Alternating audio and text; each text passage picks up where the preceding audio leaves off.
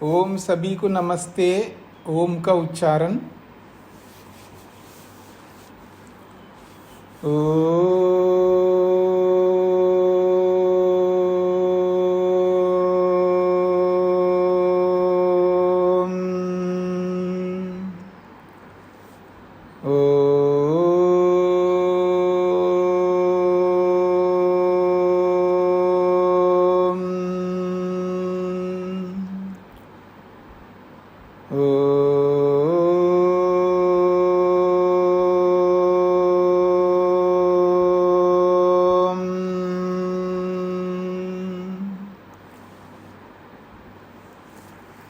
न्याय दर्शन की 272वीं कक्षा है। 5वें अध्याय के प्रथम आहनिक के 9 सूत्र पूरे किए हैं। प्रसंग है जाति का। तो अब तक कितनी जातियां हुई हैं? 24 जातियों में कितनी जातियों को लेकर के हमने विचार किया है, वो सब याद है? किनको याद है वो हाथ खड़ा करिए।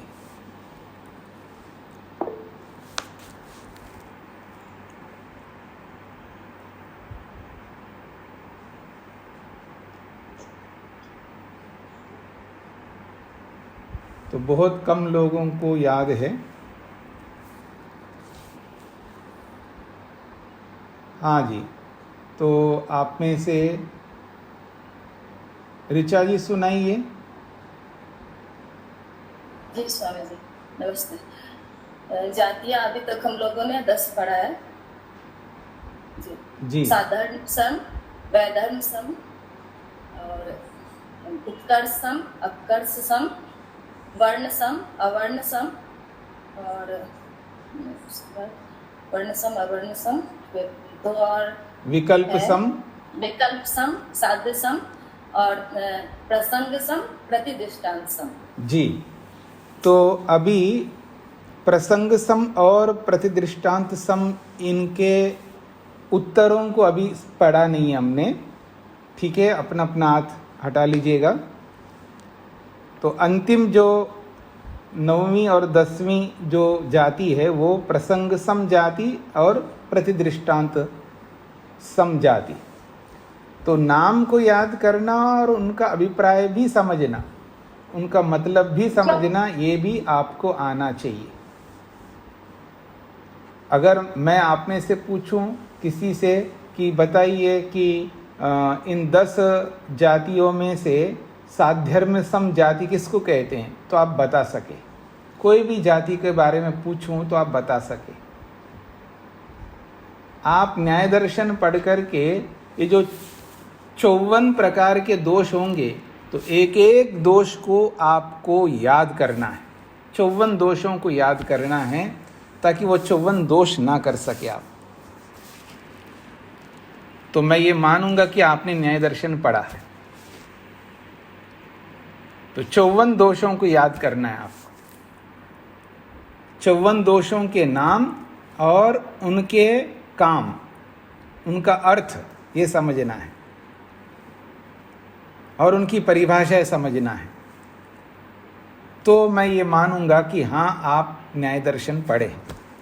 तो आइए, ये जो कल हमने चर्चा की है प्रसंग सम जाति और प्रतिदृष्टांत सम जाति, तो इनका अर्थ आपके दिमाग में है तो आप उत्तर को समझने का प्रयत्न करेंगे। सविता जी को क्या पूछना है?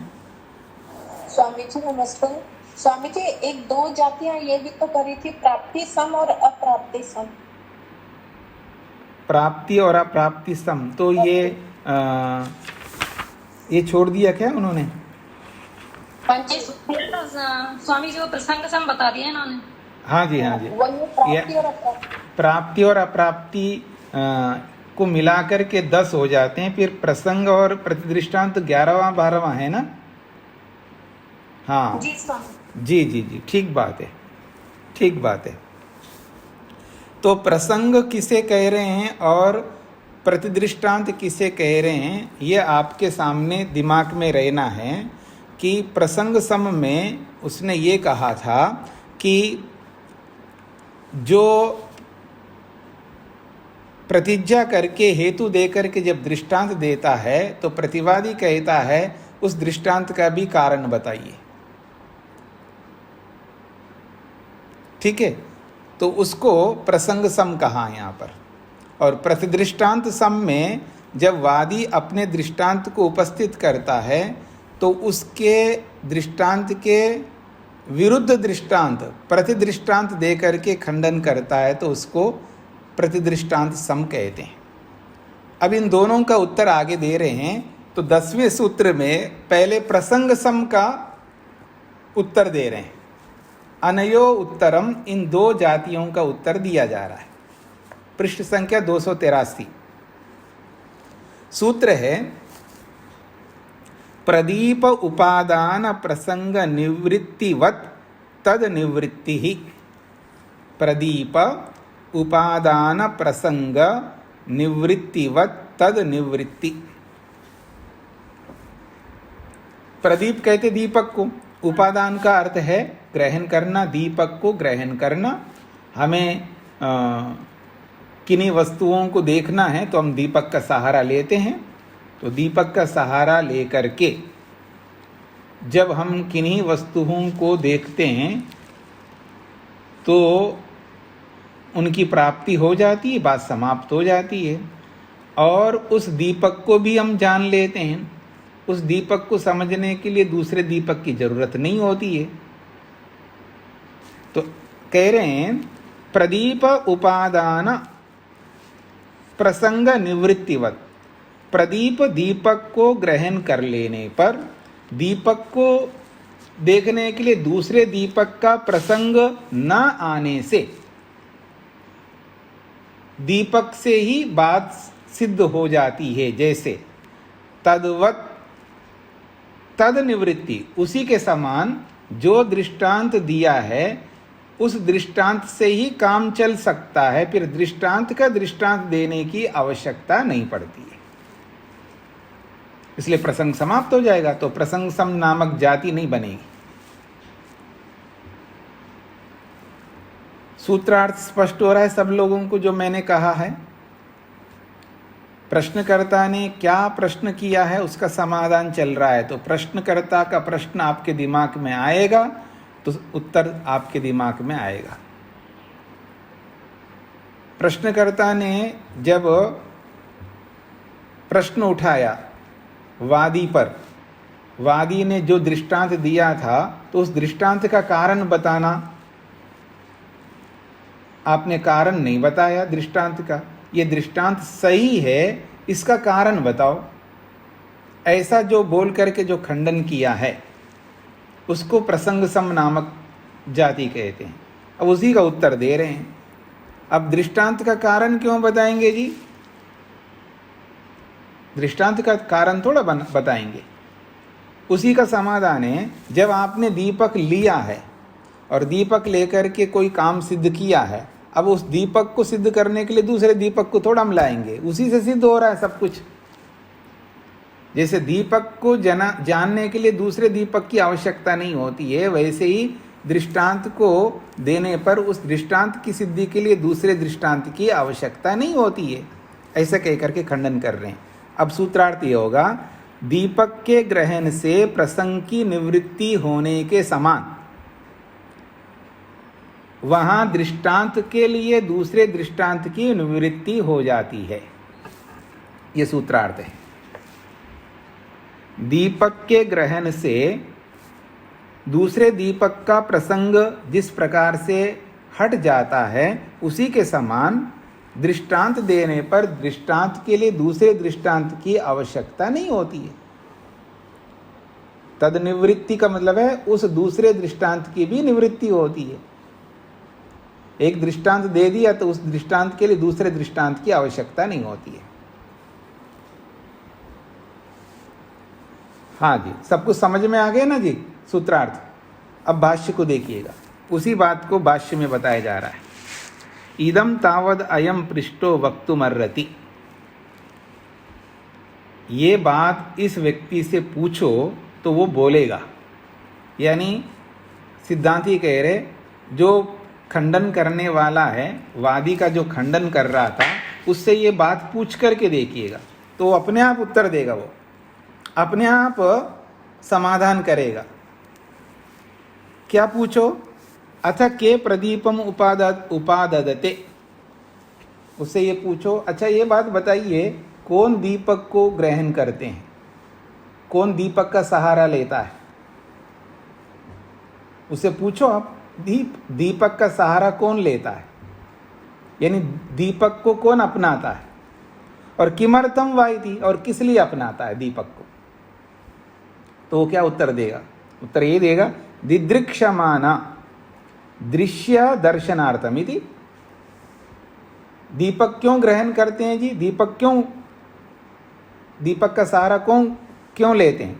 तो उत्तर दे रहे हैं, दिदृक्षमाना, देखने की इच्छा से, किसी वस्तु को देखने की इच्छा से तो ही दीपक हम लेते हैं। दीपक ही तो दिखाता है ना, प्रकाशित तो दिखाता है किसी वस्तु को। वस्तु को आप अपने आप नहीं देख सकते, उसके लिए दीपक चाहिए जी। चाहे वो आप टार्च वाला दीपक लगाओ, आप अपना ट्यूबलाइट वाला दीपक जलाओ, या सूर्य वाला दीपक चलाओ, या जो भी दीपक, प्रकाश चाहिए। यहाँ दीपक का मतलब प्रकाश है। अपनी बुद्धि को लक्कड़ बुद्धि मत बनाइए, परेशान नहीं होना। अपनी बुद्धि को लक्कड़ बुद्धि बना करके मत सोचिएगा। कौन सी बुद्धि बना करके सोचेंगे आप? तेल बुद्धि बना करके सोचेंगे। जो बात बताई जा रही है उसी में दिमाग लगा करके परेशान है, रे ये तो कैसे होगा, वो होगा। उसको फैलाओ, उस जो बात कही जा रही ना उसको फैलाइएगा, उसको फैलाइए। यहाँ तो दीपक तो हमको कब जरूरत होती है, हमको तो दीपक तो जरूरत ही नहीं होती है। अब पता नहीं दिमाग कहाँ लगा रहा है वो। तो आप में से कोई है बिना दीपक की जरूरत के सारे काम करते हैं? दीपक का मतलब क्या समझते हैं? अभी जो मता है इतनी सारी बातें, वो है दीपक। चाहे वो सूर्य रूपी दीपक चाहिए आपको, या ट्यूबलाइट रूपी दीपक चाहिए, या टार्च रूपी दीपक चाहिए, ये सब बंद हो जाएंगे तो आपको वो दीपक जलाना होगा, घी का या तेल का। कोई ना कोई दीपक चाहिए आपको, उसके बिना आप किसी भी वस्तु को देख नहीं सकते। मैं बता दूं क्या? अपने शरीर को भी नहीं देख सकोगे। अंधेरे में आपको अपना हाथ दिखता है जी? नहीं देख पाओगे। तो दीपक का सहारा लोगे तो कौन दीपक लेता है? जो देखना चाहता है वही दीपक का सहारा लेगा। क्यों लेता है जी? अब क्यों का उत्तर दे रहे हैं, दृश्य दर्शनार्थम। दृश्य किसको कहते हैं? देखने योग्य वस्तु। तो दृश्य को देखने के लिए, वस्तु को देखने के लिए दीपक को ग्रहण करता है व्यक्ति। उसी से पूछो, वो यही कह रहा है। जब उससे पूछेंगे तो वो इसी उत्तर दे रहा है, यही उत्तर दे रहा है। उससे पूछते हैं, के प्रदीपम उपाददते, कौन दीपक का सहारा लेता है, और किमर्थम वा इति, और किस लिए सहारा लेता है। दो बातें पूछिए, कौन दीपक का सहारा लेता है और किस लिए सहारा लेता है दीपक का। तो उत्तर दिया दोनों। दिदृक्षा माना, देखने की इच्छा से दीपक का सहारा ले रहा है, और दृश्य को देखने के लिए ही दीपक का सहारा ले रहा है। अब कहते हैं, अब फिर उससे पूछो, अथ प्रदीपम दिदृक्षमाना प्रदीपांतरम कस्मात् न उपाददते। फिर उससे पूछो प्रश्नकर्ता से, अच्छा जी ये जो देखने की इच्छा से दीपक का सहारा लेता है ऐसा आपने बोला है, और दृश्य वस्तु को देखने के लिए दीपक का सहारा ले रहा है, अब दीपक को देखने के लिए दूसरा दीपक क्यों नहीं ले रहा है? आप उस दीपक को देखने के लिए दूसरा दीपक का सहारा क्यों नहीं ले रहे हो? ये पूछो उससे, प्रश्नकर्ता से। तो कह रहे हैं, अतः प्रदीपम दिदृक्षमाना प्रदीपांतरम कस्मात् न उपाददते। दीपक को देखने की इच्छा से दूसरे दीपक को क्यों सहारा नहीं ले रहे हो? तो क्या उत्तर देगा वो प्रश्नकर्ता? कहेंगे, अंतरेण अपि प्रदीपांतरम दृश्यते प्रदीपा। वो यही उत्तर देंगे ना, दूसरे दीपक के बिना वो स्वयं दीपक अपने आप दिख जाता है। यही तो उत्तर देगा वो। वही उत्तर दिया यहाँ पर उसने। अंतरेन का मतलब है दूसरे दीपक के बिना, प्रदीपांतरम अंतरेन, दूसरे दीपक के बिना प्रदीप दृश्यते, दीपक दिखाई देता है, दूसरे दीपक के बिना ही वो दीपक दिखाई दे रहा है हमको। तत्र प्रदीप दर्शनार्थम प्रदीपोदानम निरर्थकम, दीपक को देखने के लिए दूसरे दीपक को सहारा लेना निरर्थक है, व्यर्थ है, नहीं ले सकते, यही कहेगा वो प्रश्नकर्ता। जब ये कहेगा तो उसको हम दृष्टांत पर लेते। अतः दृष्टांतः, भले आदमी, दीपक का उत्तर आपने सही दिया है। अब ये उदाहरण, अब अपने प्रसंग पर आते हैं। अच्छा ये बताओ दृष्टांत किस लिए दिया जाता है? अतः दृष्टांतः किमर्थम उच्यते इति। अच्छा ये बताइए दृष्टांत किस लिए दिया जाता है? तो उत्तर क्या देगा वो? हाँ, वेद कुमारी जी को क्या कहना है? माता वेद कुमारी जी। अपना वक्तव्य सिद्ध करने के लिए दृष्टांत दिया जाता है। नहीं, अभी मैंने उत्तर नहीं दिया ना, ये उस उत्तर को नहीं बताया गया। पटरी से क्यों उतरते हो आप? अनेक बार याद रखिएगा, अनेक बार आदमी जो दोष करता है ना, वो पटरी से उतर करके, यानी प्रमाणों से हट करके बातें रखने लगता है। प्रमाणों से चलना सीखना पड़ता है व्यक्ति को। मैं ये मानता हूँ, मैं ऐसा करता हूँ। आप कौन होते हो ऐसा मानने वाले, करने वाले? मैं कौन होता हूँ ऐसा मानने वाला, कहने वाला? ना आप होते, ना मैं होता, ना कोई ABCD होता है। जो प्रमाण पूर्वक बोलेगा वो होता है। चाहे आप बोलो, चाहे मैं बोलूं, चाहे कोई भी बोलो, प्रमाण पूर्वक हमको चलना चाहिए। जहाँ प्रमाण पूर्वक हम चलेंगे वहीं पर हम ठीक रास्ते पे चलेंगे, बिल्कुल ठीक रास्ते पे चलेंगे।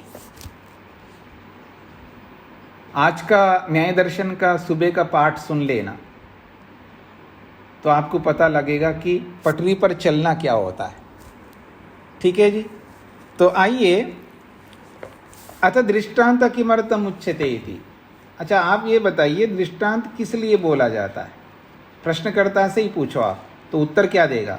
तो उत्तर दे रहा है अप्रज्ञातस्य ज्ञापनार्थम, न जानी गई वस्तु को जनाने के लिए दिया जाता है दृष्टांत। अप्रज्ञातस्य ज्ञापनार्थम इति। अप्रज्ञात का मतलब है न जानी गई वस्तु को जानने के लिए, ज्ञापनार्थम बताने के लिए दृष्टांत दिया जाता है।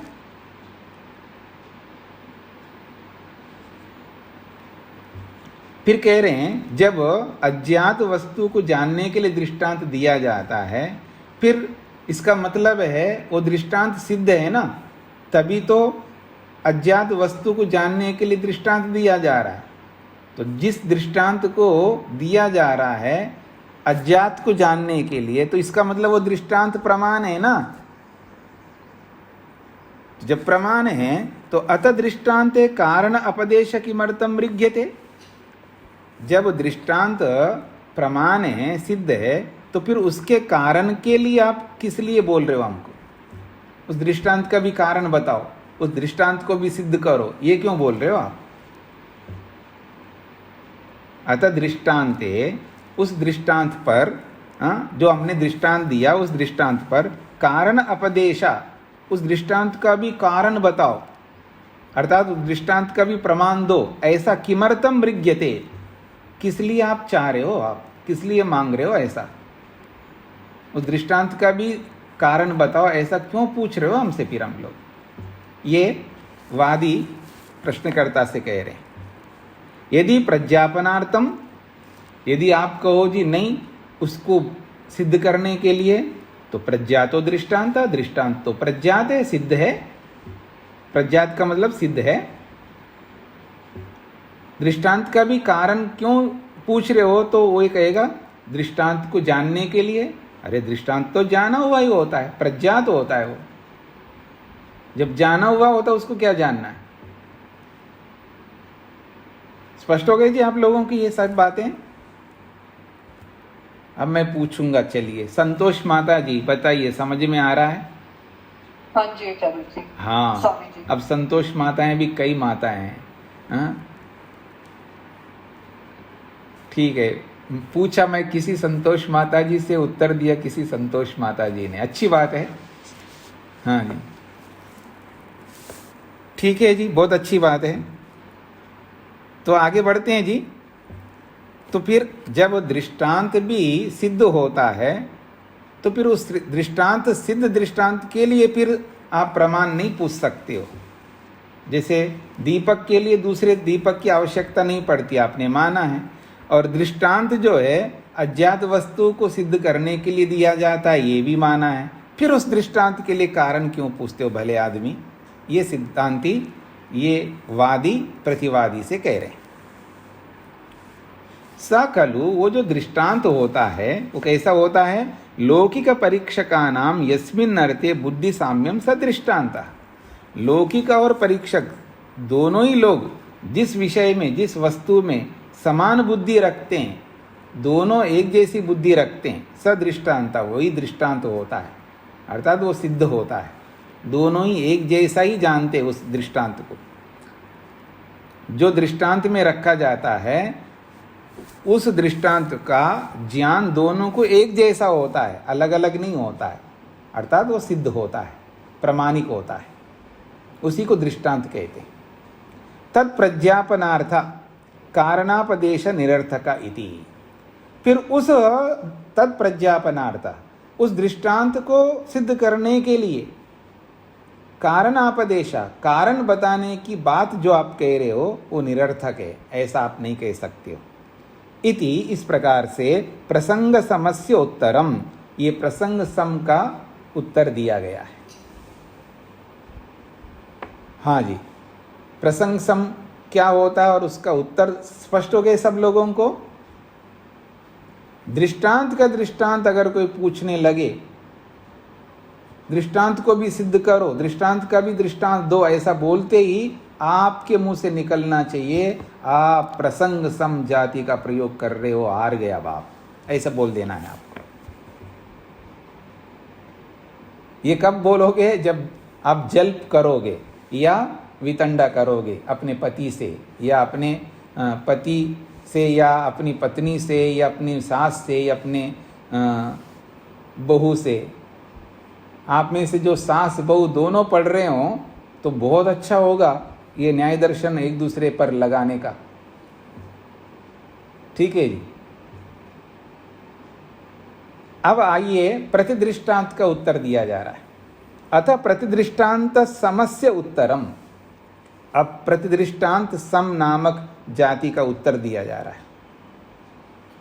सूत्र है प्रतिदृष्टांत हेतुत्वे च न हेतुर्दृष्टांतः। पहले मैं इसका मनसा बताता हूं, इसका क्या मतलब बताता हूं आपको, फिर सूत्र को देखना। जब कोई दृष्टांत देता है, जो भी देता है, क्या मान करके देता है जी? उसको प्रमाण मान करके देता है। एक स्वाभाविक बात हो गई। अच्छा, अब दूसरा व्यक्ति भी उसके विरुद्ध दृष्टांत देता है, दृष्टांत दे रहा है ना वो विरुद्ध दृष्टांत, तो विरुद्ध दृष्टांत को क्या मान करके देता है? वो प्रमाण मान करके दे रहा है। तो भले आदमी जब अपने दृष्टांत को प्रमाण मान करके दे रहे हो तो हमारे दृष्टांत को अप्रमाण कैसे बोल रहे हो? स्पष्ट हो गया जो मैं कहना चाह रहा हूं? भाव। और एक बार फिर बोलता हूं जी, कोई बात नहीं।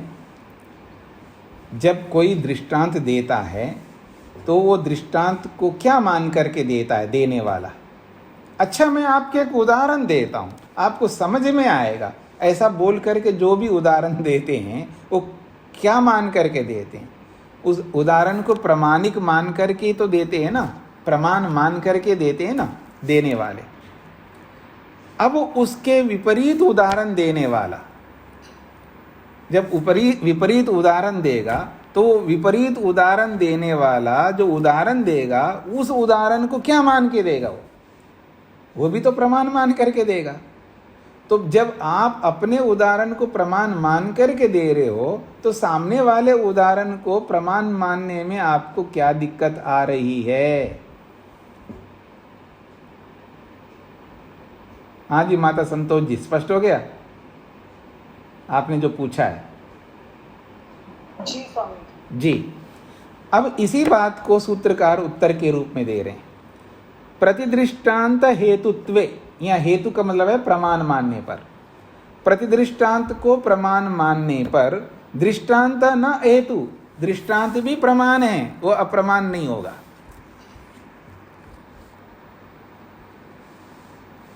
जो अभी मैंने अपने शब्दों में जो बोला है वही सूत्रकार यहाँ पर सूत्र के रूप में बोला है। प्रतिदृष्टांत हेतुत्वे, प्रतिदृष्टांत को हेतु मानने पर, हेतु का मतलब है साधक, प्रतिदृष्टांत को साधक मानने पर, साधक का क्या होता है जी? साधक प्रमाण होता है। तो प्रतिदृष्टांत को प्रमाण मानने पर, क्योंकि आप तो प्रमाण मान करके दे रहे हो दृष्टांत, तो प्रतिदृष्टांत को प्रमाण मानने पर दृष्टांत अहेतु कैसे बनेगा? दृष्टांत असाधक कैसे बनेगा? दृष्टांत भी प्रमाण होगा। तो दृष्टांत को प्रमाण मानने पर, प्रतिदृष्टांत को प्रमाण मानने पर दृष्टांत भी प्रमाण होगा, दृष्टांत अप्रमाण नहीं बन सकता। ये प्रतिदृष्टांत सम नामक जाति का उत्तर है। सूत्रार्थ स्पष्ट हो गए जी सबको? अब भाष्य पर आइए। प्रतिदृष्टांतम ब्रुवता न विशेष हेतु उपदिश्यते। ये जो प्रतिदृष्टांत देने वाला प्रतिवादी है, पहले वादी ने जो दृष्टांत दिया है उस दृष्टांत के विरुद्ध दृष्टांत देने वाला जो दृष्टांत दे रहा है, वो दृष्टांत तो दे रहा है लेकिन विशेष हेतु न अपदिश्यते, विशेष हेतु नहीं दे रहा है। वो भी अपना दृष्टांत प्रस्तुत कर रहा है। वो ये नहीं बोल रहा है कि मेरा दृष्टांत जो है इस कारण से सही है, वो कोई विशेष हेतु नहीं दे रहा है। तो कह रहे हैं प्रतिदृष्टांत को बोलने वाले व्यक्ति के द्वारा न विशेष हेतु अपदिश्यते, विशेष हेतु नहीं दिया जा रहा है। जब विशेष हेतु दिए बिना प्रतिदृष्टांत दे रहा है उस स्थिति में अब सिद्धांती कह रहे हैं अनेन प्रकारेण प्रतिदृष्टान्तः साधका न दृष्टांत इति। इस प्रकार से हमारा प्रतिदृष्टांत तो साधक बनेगा और आपका दृष्टांत साधक नहीं बनेगा। इसमें कोई विशेष हेतु देना चाहिए, ऐसा हेतु तो दिया नहीं है। तो दृष्टांत को तो साधक ना माने और प्रतिदृष्टांत को साधक माने, इसमें क्या बात है? क्या विशेष कारण है आपके पास में?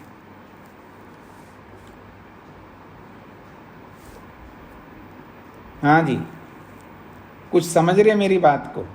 सास ने एक बात कही है और सास के विरुद्ध बहू ने एक बात कही है। अब सास कह रही है आप मेरी बात को मानो, बहू कह रही है नहीं आप मेरी बात को मानो।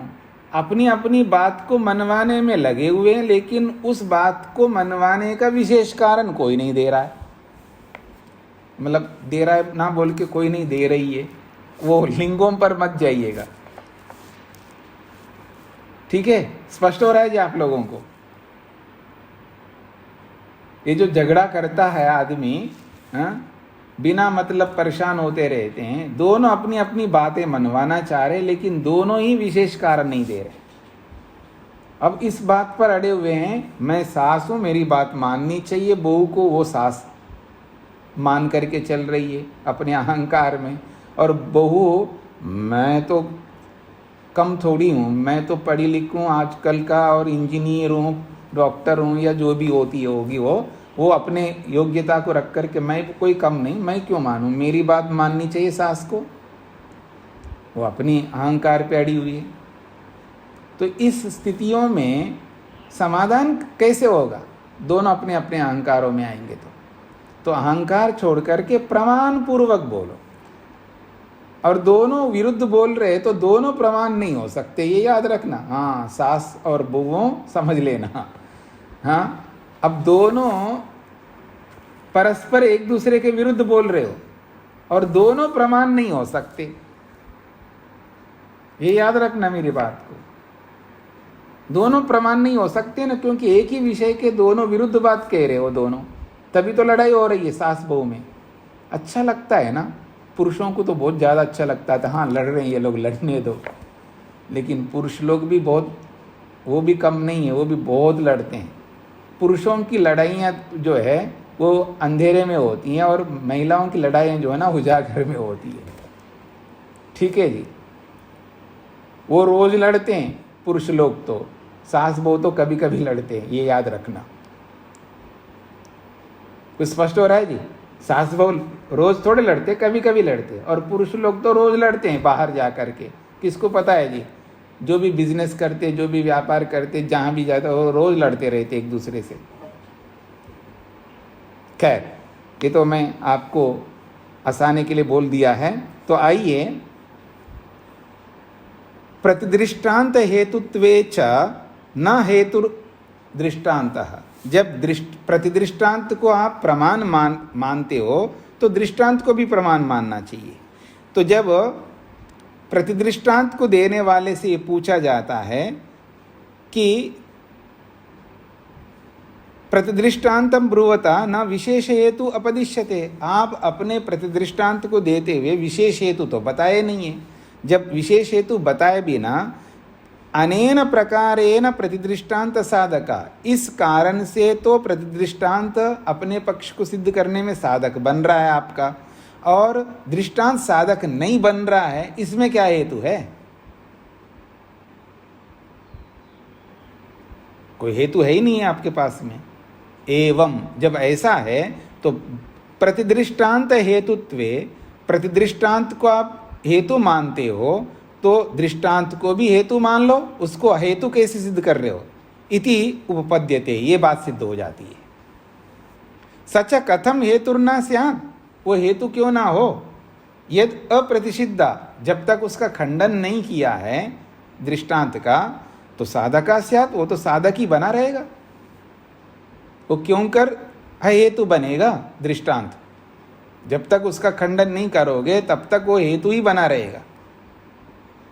और आपने उसका खंडन ना करके केवल उसका विरुद्ध दृष्टांत दिया है, याद रखना। इस तरह प्रतिदृष्टांत सम नामक जाति का खंडन कर दिया है।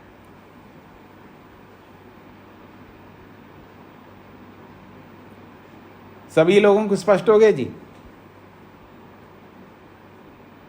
तो अब तक हमारे 12 जातियां हो गई जी, प्रसंग सम जाति और प्रतिदृष्टांत सम जाति।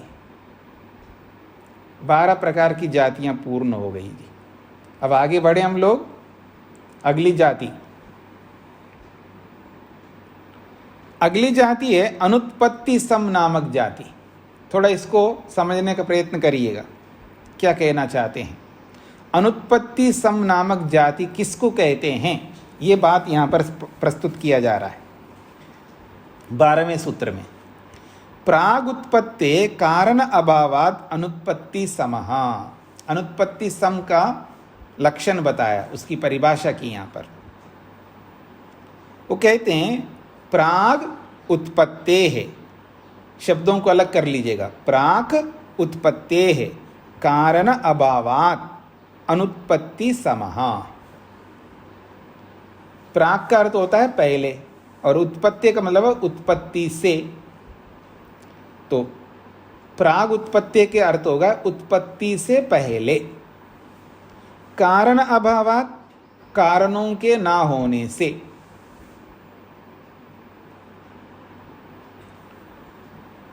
जो प्रतिवादी है, जो खंडन कर रहा है, वो कैसा खंडन कर रहा है? उत्पत्ति से पहले कारणों के ना होने से, ऐसा कहकर के जब खंडन करता है तो उसको अनुत्पत्ति सम नामक जाति कहते हैं।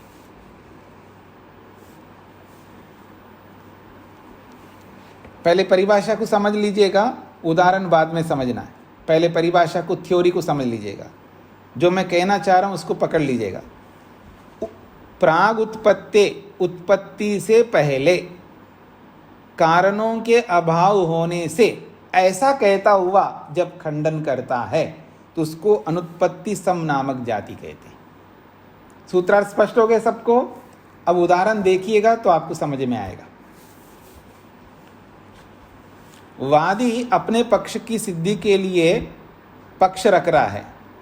अनित्यः शब्दः, ये उसकी प्रतिज्ञा है। शब्द अनित्य है। न्याय दर्शनकार शब्द को अनित्य मानते हैं। न्याय दर्शन का एक सिद्धांत है, पहले भी आप पढ़ चुके हैं पहले अध्याय में। शब्द को न्याय दर्शनकार अनित्य मानता है। कौन से शब्द? जिसको हम बोलते हैं, जैसे मैं बोल रहा हूं, जो शब्द आप सुन रहे हैं, ये सारे शब्द अनित्य हैं। ये उत्पन्न होते हैं, समाप्त होते हैं। ये न्याय दर्शनकार का सिद्धांत है। तो अनित्य शब्द, शब्द अनित्य है। हेतु दिया जा रहा है। ये तो प्रतिज्ञा हो गई अनित्य शब्द। हेतु क्या है? प्रयत्न अनंतरीयकत्वात्, ये हेतु है।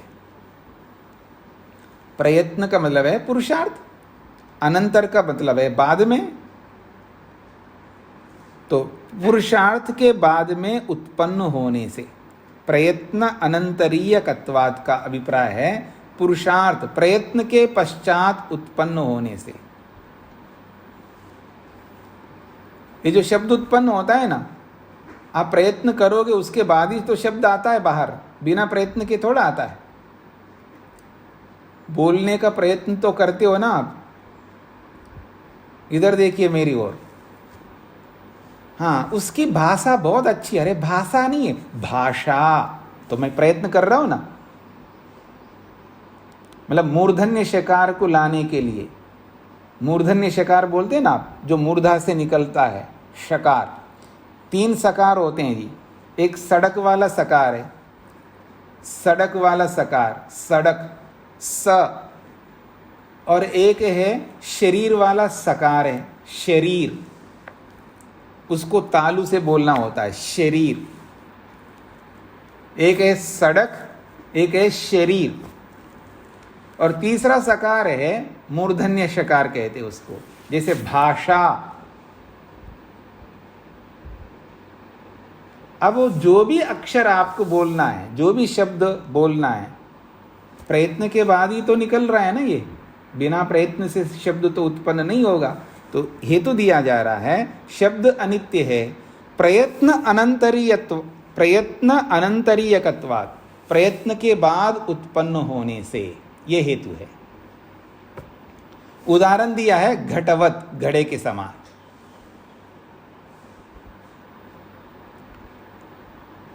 ये उदाहरण है जी। हाँ जी चेतन जी समझ लीजिएगा, ये जो घड़ा है, ये कुम्हार के प्रयत्न के बिना घड़ा उत्पन्न नहीं हो सकता। जैसे घड़ा कुम्हार के प्रयत्न से उत्पन्न होता है, वैसे ही शब्द भी प्रयत्न के बाद उत्पन्न होता है। इसलिए शब्द अनित्य है, घड़े के समान। ये पक्ष रख दिया है। बाकी उपनय निगमन तो अंडरस्टूड है, याद रखिएगा। मुख्य पंचावयों में, 5 अवयवों में जो मुख्य जो होते हैं वो प्रतिज्ञा, हेतु और उदाहरण होते हैं। और ये तीनों सही हो जाएं तो समझ लेना अब आपको कोई हरा नहीं सकेगा। ये भी बात समझ लीजिएगा। यदि आपने प्रतिज्ञा ही गलत किया, साधी गलत है आपका, तो गए आप। अब आपको ये उम्मीद छोड़ देना चाहिए आप कभी जीत नहीं सकते जी, क्योंकि आपको हराने वाले एक से बढ़कर एक आ जाएंगे आपके सामने। यदि आपने प्रतिज्ञा सही नहीं की तो समझ लेना आप हार जाओगे। इसलिए अपनी प्रतिज्ञा सही होनी, यानी प्रतिज्ञा में जिसको रख रहे हो वो सही होना चाहिए, यथार्थ प्रतिज्ञा होनी चाहिए। किसी को भी उठा करके आप प्रतिज्ञा नहीं बना सकते हो बिना सोचे समझे। हाँ मैं प्रतिज्ञा करती हूँ और ये ऐसी होती है, आपने प्रतिज्ञा किया और गलत प्रतिज्ञा कर बैठे। प्रतिज्ञा सही होनी चाहिए। अच्छा, उस प्रतिज्ञा को सिद्ध करने के लिए हेतु देना होगा, और सटीक हेतु नहीं दिया तो आप गए, फिर आप जीत नहीं सकते।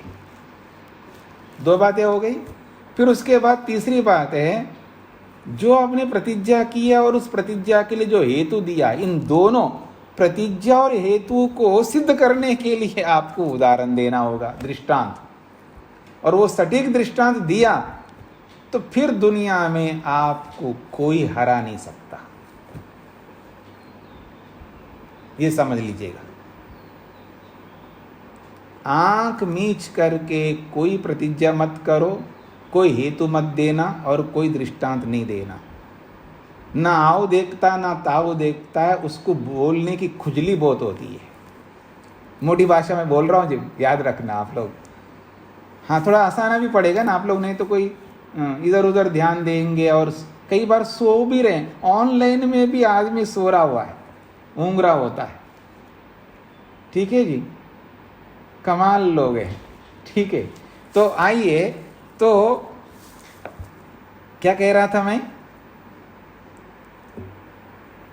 कौन बताएंगे? उदाहरण सही प्रस्तुत करेंगे तो हाँ, प्रतिज्ञा, हेतु और उदाहरण, ये तीनों चीज अगर सटीक अगर प्रस्तुत करेगा और आंख मीच करके ऐसे ही बस बोलने की खुजली नहीं होनी चाहिए।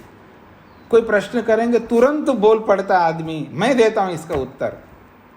न सोचा, न समझा, न आओ देखा, न ताओ देखा, उसको ऐसे आदमी को कहते हैं इसको खुजली हो रही है बोलने की। अर्थात कौन ऐसा बोलता है? जो अपनी वाणी पे संयम नहीं रखता। ये याद रखना, जो अपनी वाणी पर संयम नहीं रखता वो ऐसा बोलने की चेष्टा करता है। तो सभा में बैठने वाले व्यक्ति को सभ्य बन करके बैठना होता, असभ्य व्यक्ति सभा में नहीं बैठ सकता। याद रखना, ये न्याय दर्शन हर चीज सिखाएगा आपको, हर चीज, सूक्ष्म से सूक्ष्म बात को और स्थूल से स्थूल बात को, हर एंगल से आपको हारने नहीं देगा ये न्याय दर्शन किसी भी क्षेत्र में।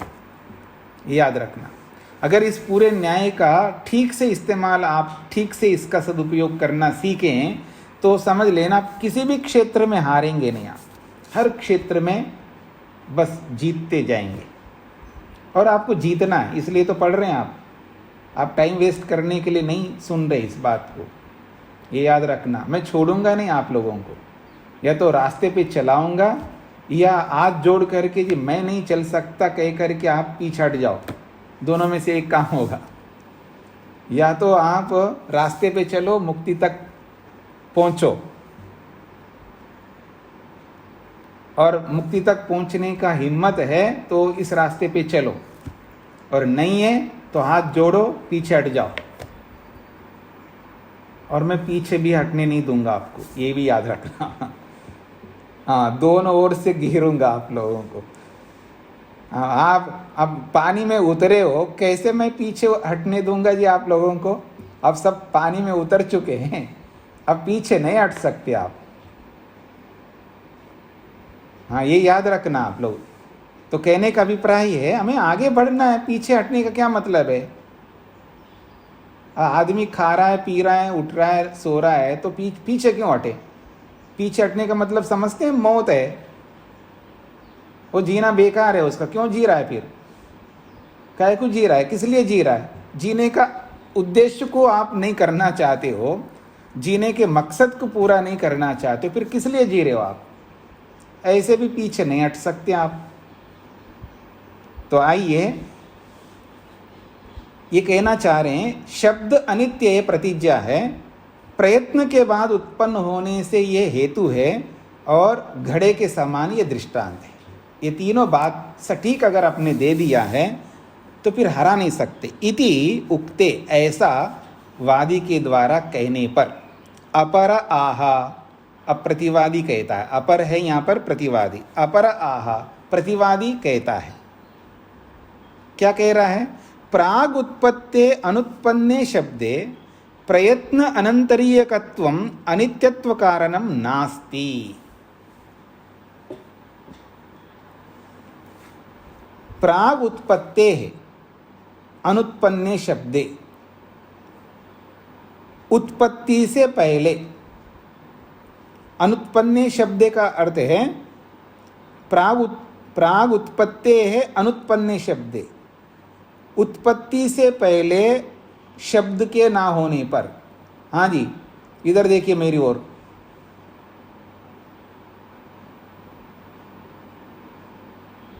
मेरे मुंह पर गोदरेज का ताला लगा हुआ है। बोल नहीं रहा हूं ना। तो अनुत्पन्न शब्द, शब्द तो उत्पन्न हो नहीं रहा है। जब मैं मुंह बंद करके रखता हूं तो शब्द उत्पन्न होगा नहीं है। तो उत्पन्न होने से पहले क्या है? प्रयत्न अनंतरीयकत्वम अनित्यत्व कारणम नास्ति। प्रयत्न के बाद में अनित्य को बताने वाला वो कारण को है ही नहीं, दिख नहीं रहा है। यानी शब्द को उत्पन्न करने वाले कारण दिख नहीं रहे ना। अब मेरी ओर देखेंगे तो आपको समझ में आएगा। जब तक मेरा मुंह बंद रहेगा तो जो शब्द उत्पन्न करने वाले कारण दिखाई दे रहे हैं आपको, दिख ही नहीं रहे ना। आपको तालु क्या होता है, तालु में जो प्रयत्न होता है वो प्रयत्न दिख रहा है आपको। मैं कौन सा सकार बोल रहा हूं? हाँ जी, स्टेशन चलते हैं, चले स्टेशन जाना है, स्कूल चलते हैं जी। अरे क्या बोल रहा है आदमी, इसको बोलना ही नहीं आ रहा है। स्कूल, स्टेशन, हाँ जी आज कच्चा है जी। कौन सा कच्चा पूछ रहे हैं आप? कौन सा कच्चा पूछ रहे? कक्षा नहीं बोल सकता आदमी, कक्षा नहीं बोल रहा है वो, कच्चा बोल रहा है, ठीक है ना। स्कूल बोल रहा है, स्कूल नहीं बोल रहा है। ठीक है। ऐसे ही जब वो सकारों का ठीक से बोलना नहीं आता है तो कितना भद्दा लगता है जी। ये ऐसा ही भद्दा लगता है जब आप चाय या कॉफी या दूध पीते समय सुर आवाज करते हुए पीते हैं, तब कितना भद्दा लगता है जी। किसी गर्म चीज को आप पीते समय सुर आवाज करते हुए पियोगे तो कैसा लगेगा? तो ऐसा ही भद्दा लगेगा जब सकारों का ठीक से प्रयोग नहीं करता है।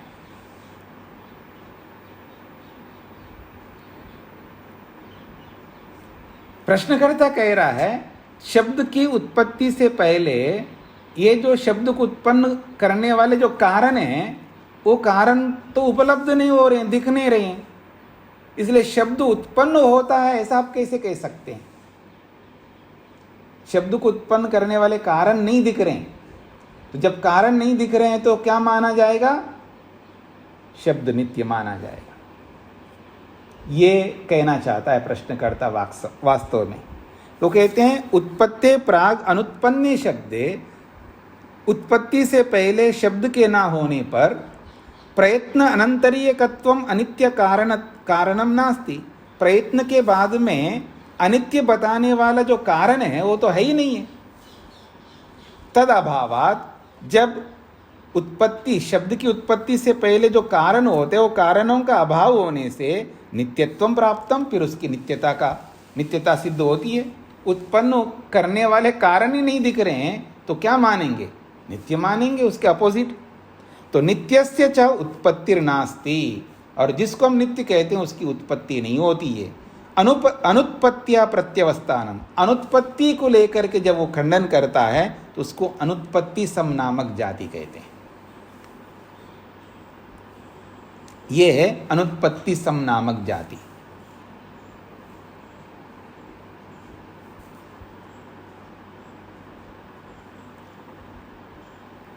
ये जो जातियां होती है ना, ये सारी जातियां क्या होती है जी? चालाकियां ही तो होती है।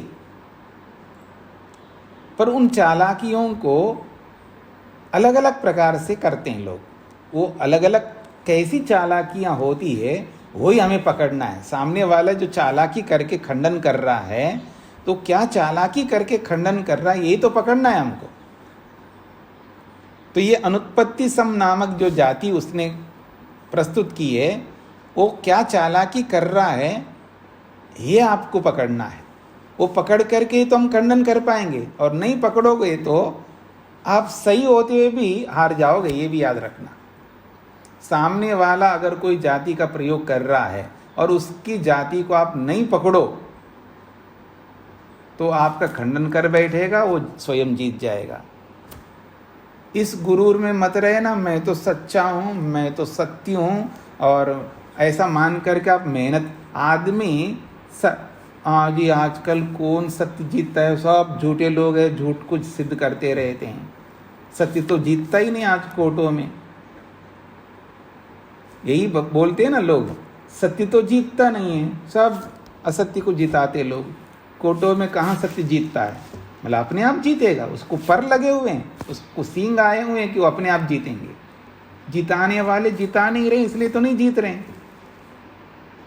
अगर जिताने वाला मेहनत करे ना, पुरुषार्थ करे ना, तो फिर झूठ को जिताने वाला चाहे कितना ही मेहनत करे, झूठ कभी तो सिद्ध नहीं हो सकता है ना। झूठ तो झूठ होता है, वो कैसे सिद्ध हो पाएगा, वो कैसे प्रमाणित होगा।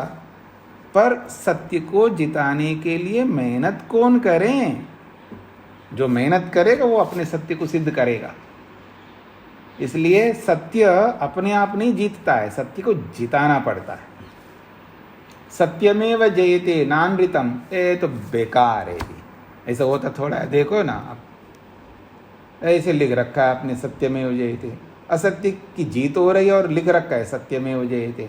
ये वचन गलत है, यही लेकर के चलते हैं ना आप लोग भी, यही लेकर के चलते हैं, इसलिए तो झूठ बोलते रहते हो। सत्य को जिताते जा रहे हो ना आप, जहाँ जहाँ झूठ बोलते हो। हाँ, हम तो सीधी बात करने वाले हैं जी। आप लोग भी अपने अपने मतलब को सिद्ध करने के लिए कहीं ना कहीं झूठ का सहारा लेकर के अपने आप को सिद्ध करते हो ना, और मान बैठते हैं जी हमने जीत लिया है असत्य बोल करके। क्योंकि सामने वाले सत्य को जिताने वाले नहीं है तो असत्य जीतेगा जी। सत्य को अगर जिताने वाला आ जाए सामने, फिर उसको हरा करके दिखाइएगा। ये वो दर्शन है, ये सत्य को जिताने के लिए मेहनत करवाता है। और जो सत्य को जिताने के लिए मेहनत करेगा ना, फिर उसको कोई हरा नहीं सकता, ये याद रखना। हाँ जी, वर्मा जी बोलिएगा। आप अपने मोबाइल को या जिसमें अभी आप पढ़ रहे हो ना, उसको ठीक रखिएगा। हाँ, अब ठीक हो गया आप। ये जो अंतिम में शब्द है अनुत्पत्त्या प्रत्यवस्थानम, इसका क्या मतलब है? अनुत्पत्ति का सहारा लेकर के उत्पन्न होने से पहले शब्द दिखाई नहीं दे रहा है, अनुत्पत्ति के कारण नहीं दिखाई दे रहे हैं। तो उस अनुत्पत्ति को लेकर के जो खंडन कर रहा है, प्रत्यवस्थानम का मतलब है खंडन करना। अनुत्पत्ति का सहारा लेकर के जो खंडन करता है उसको अनुत्पत्ति सम नामक जाति कहते हैं। क्योंकि उत्पत्ति से पहले शब्द नहीं होता है और उत्पत्ति से पहले शब्द नहीं होता है, और कारण अभावात, उत्पन्न करने वाले कारण भी दिखते नहीं हैं। जब उत्पन्न करने वाले कारण ही नहीं है तो शब्द उत्पन्न ही नहीं होता है। अगर कारण होते तो दिखने चाहिए। ऐसा कहकर के जब अनुत्पत्ति को सहारा लेकर के, वो भी उत्पत्ति से पहले अनुत्पत्ति के कारण को सहारा लेकर के जब खंडन करता है, तो उसको अनुत्पत्ति सम कहते हैं। धन्यवाद। हाँ जी, अब इसका समाधान कर रहे हैं। अस्य उत्तरम, इसका समाधान दे रहे हैं। आपने इसका उत्तर ढूंढ लिया जी, जो मैंने बोला है। ये समाधान जो देगा देगा। आपको क्या समझ में है, क्या चालाकी किया उसने? किसी को पकड़ में आ रहा है वो चालाकी क्या कर रहा है? वो हमने कौन सा ठेका लिया है जी? मकान नहीं बन रहा है, इसका मतलब ये थोड़ा है कि ईंटें दुनिया में नहीं है, सिरिया नहीं है, सीमेंट नहीं है। कुछ समझ रहे हैं आप लोग मैं जो कहना चाह रहा हूं? भाई एक मकान नहीं बन रहा है तो उस मकान के कारण दिख नहीं रही, इसका मतलब ये थोड़ा है कि मकान नित्य हो जाए। भाई मकान उत्पन्न होता है, अब मकान को उत्पन्न करने वाले आपको नहीं दिख रहे वो कारण, इसका मतलब ये थोड़ा है कि मकान नित्य बन जाएगा।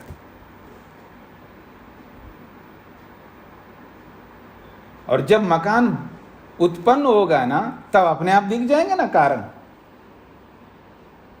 आपके मुताबिक ही कारण दिखे, कोई जरूरी थोड़ा है। तो जब मकान उत्पन्न होगा, जब शब्द उत्पन्न आएंगे, तब कारण दिख जाएंगे आपको, उस शब्द को उत्पन्न करने वाले। यही कह रहे हैं 13वां सूत्र में, उत्तर में। तथा भावाद उत्पन्नस्य कारणोपत्तिर न कारण अप्रतिषेधा। सूत्र को देखिएगा। तथा भावाद उत्पन्नस्य शब्दस्य तथा भावात्, उत्पन्न शब्द उसी रूप में है, अर्थात कारणों के साथ ही उत्पन्न हुआ है। कारणोपत्ति, कारण की सिद्धि हो ही जाएगी जब शब्द उत्पन्न हो जाएगा। किस कारण से शब्द उत्पन्न हो रहा है, यानी किस प्रयत्न से, किस कारण से कौन सा शब्द उत्पन्न हो रहा है, वो अपने आप स्पष्ट हो रहा है ना। देखिएगा, मैं बोल रहा हूँ ना, कक्षा में आ रहा हूँ, भाषा अच्छी दिख रही है, ठीक है जी। स्कूल जा रहा है, तो जो सकार जहाँ प्रयुक्त होना चाहिए वहीं प्रयुक्त कर रहा हूँ। स्कूल को सकुल नहीं बोल रहा हूँ, शरीर को शरीर नहीं बोल रहा हूँ मैं, ठीक है ना। तो जो जो शब्द मेरे को उत्पन्न करना है, उस शब्द को उत्पन्न करने के कारण दिखते हैं, सुनने वालों को दिखाई देंगे। जब शब्द उत्पन्न होगा तभी तो कारण, शब्द को उत्पन्न करने वाले कारण होंगे। जब शब्द उत्पन्न नहीं होगा तो उसके कारण क्यों होंगे, कैसे दिखेंगे आपको। तो कह रहे हैं तथा भावाद उत्पन्नस्य, उत्पन्न शब्द का कारण वैसे ही होते हैं, जैसा शब्द उत्पन्न होता है वैसा ही उसके कारणों की उत्पत्ति होती है। न कारण प्रतिषेधा, आप कारण का खंडन नहीं कर सकते। तो कारण नहीं दिख रहा है ऐसा कह करके कारण का खंडन नहीं कर सकते। अगर कोई वस्तु उत्पन्न हो रही है तो उसी समय आपको कारण दिखाई देंगे ना। घड़ा बन रहा है तो अपने आप दिखाई देंगे आपको, वहाँ पर मिट्टी, चाक और उसको घुमाने वाला कर्ता सब दिखाई देंगे उस घड़े के कारण।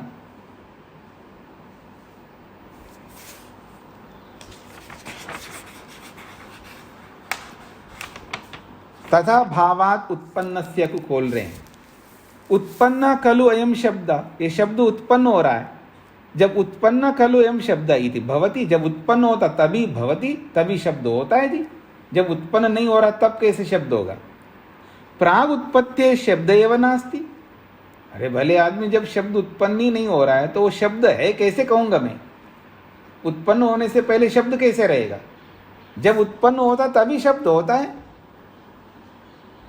उत्पन्नस्य शब्द भावात् शब्दस्य सतः प्रयत्न अनंतरीयकत्वम अनित्यत्व कारणम उपपद्यते।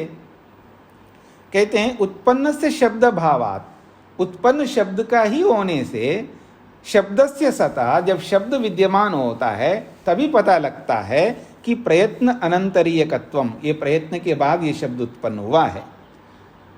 और उत्पन्न हुआ है और शब्द है, हमको सुनाई दे रहा है। अनित्यत्व कारणम उपपद्यते, उसी समय जब शब्द सुनाई दे रहा होता है तभी उसके अनित्यत्व का कारण भी हमें उपलब्ध हो रहा होता है, हमें दिखाई दे रहा होता है। और शब्द उत्पन्न होकर के जब नहीं रहता है तो कारण भी नहीं रहेगा जी, कारण भी हट जाता है।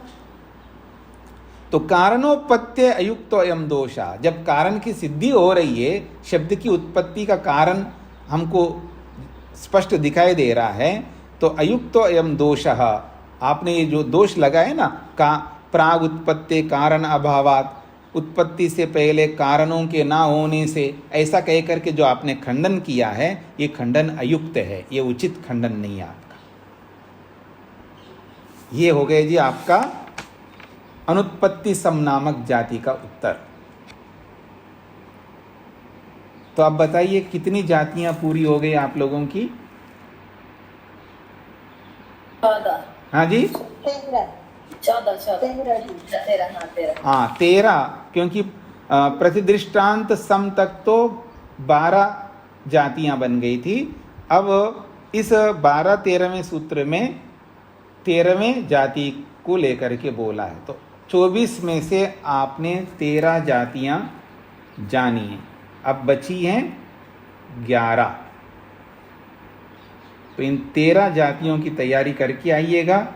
कल अवकाश रखते हैं, रविवार है, और कल के दिन में आप इन 13 जातियों को घोट के आ जाइए, उनके नाम और उनके अर्थों को, तो अच्छा रहेगा।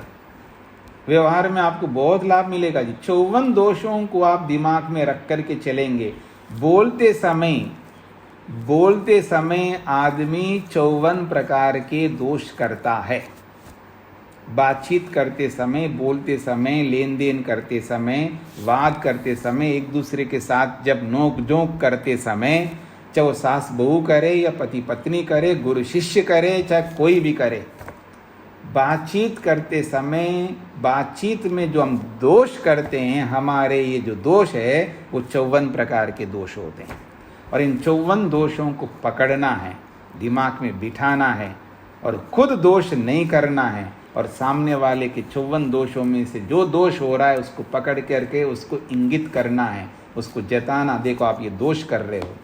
नहीं मानता है तो उसको हराना है, मान ले तो कोई बात नहीं, वाद कर रहे तो अपने आप मानेगा, जल्प करेगा तो नहीं मानता तो फिर उसको हराना होगा। ये 2 काम आपको करने। तो आइए इसको यहीं पर विराम देते हैं, मेहनत करके आइएगा। ओम शांति शांति शांति ही। सभी को नमस्ते।